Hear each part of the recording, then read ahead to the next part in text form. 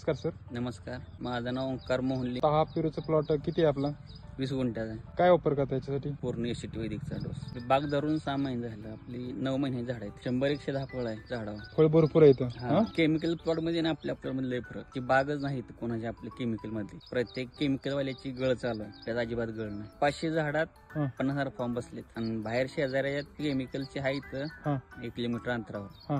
ते 1.5 एकरात 60,000 फॉर्म बसले. माल भरपूर आहे आपल्याकडे, सेटिंग भरपूर आहे. सेटिंग भरपूर. फॉर्म लावाय आधी पण गळ झाली नाही आणि आता नंतर बी गळ झाली नाही. इतर शेतकऱ्यांना काय सांगाल तुम्ही? 100% एसीटी वैदिक वापरा. इतर कुठल्या गोष्टी नाही लागू नये. तुमचा माल पण गेलाय बऱ्यापैकी. आता 2 टन माल तुटलाय. बरं. साईज किती भेटली तुम्हाला? साईज आम्ही जास्त वर येऊ जाऊ दिलं नाही, म्हणजे लोकल रेटला असल्यामुळं 300 प्लस चालत नाही. ओके.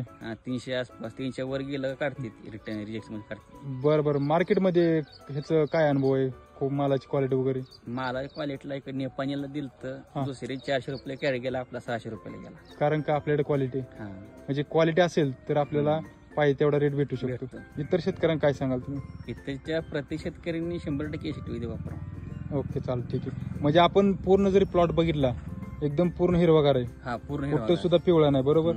एकदम कॅनोपी जरी बघितलं आपण, पान वगैरे एकदम जबरदस्त आहे. बरोबर. हा. ओके, चालेल, ठीक आहे. धन्यवाद.